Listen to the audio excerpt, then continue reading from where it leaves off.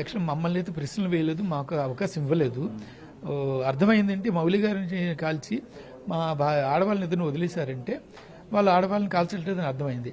So మాతో పాటు మిగిలిన ఫ్యామిలీస్, ఎఫెక్ట్ అయిన ఫ్యామిలీస్ కింద అందరూ హాస్పిటల్లో కూర్చున్నాం కదా, అక్కడప్పుడు వాళ్ళు చెప్తున్నారు మాకు కాల్చలేదు, మమ్మల్ని నా హస్బెండ్ని కాల్చారు, నన్ను వదిలేశారు, ఇంకొకరు ఫ్యామిలీ నా కొడుకుని నన్ను వదిలేశారు, నా హస్బెండ్ని చంపేశారు, చంపేసినాక నన్ను మాత్రం ఎందుకు ఉంచాలి, మా ఇద్దరిని చంపేయండి అని అడిగితే మేము మిమ్మల్ని చంపము, మేము మిమ్మల్ని చంపితే మీరు మా మీద దుష్ప్రచారం చేస్తారు, వీడియోలు అవి తీసి చెయ్యం, మీరందరూ మోడీకి ఓటేసి గెలిపించారు కదా, మోడీకి వెళ్ళి చెప్పండి అని చెప్పారట.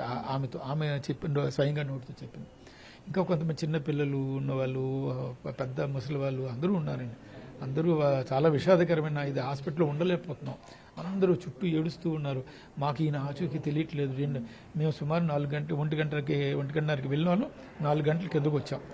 అప్పటి నుంచి ఇక నేను వీళ్ళు వెంటబడుతున్నాను ఆఫీసర్స్ చుట్టూ, కలెక్టర్ గారు, ఎస్పీ గారు, ఇంకా డిప్యూటీ డెవలప్మెంట్ కమిషనర్, మినిస్టర్ ఉన్నారు, అందరూ వెంటబడుతున్నాను. సార్ ఏంటి ఈయన మీరు ఫలానా దగ్గర వెతుకుతారేమో, ఈయనేమో ఫలానా వైపు ఉన్నారు, లోపల లేరు, వేరే కొండ వైపు వచ్చేసారు, అక్కడ ఉన్నారు, అక్కడ పడిపోయి ఉన్నారు, దెబ్బలు తగిలినాయి, అక్కడ చూడాలని చెప్తే వాళ్ళు మమ్మల్ని మేము అంతా చూస్తాం, మీరు ఎందుకు వెళ్ళండి అని చెప్పి హెలికాప్టర్లో వెళ్ళినా చూసాం. మా అందరినీ వేరే ప్రాంతానికి తీసుకెళ్ళి ఒక టూరిస్ట్ గెస్ట్ హౌస్లో కూర్చోబెట్టి అక్కడ అన్ని ఏర్పాట్లు చేశారు. రాత్రి సుమారు 10 గంటలకి మమ్మల్ని పిలిచారు, రండి ఎవరెవరు దెబ్బలు తగిలినాయి మీరు ఐడెంటిఫై చూడాలి అని.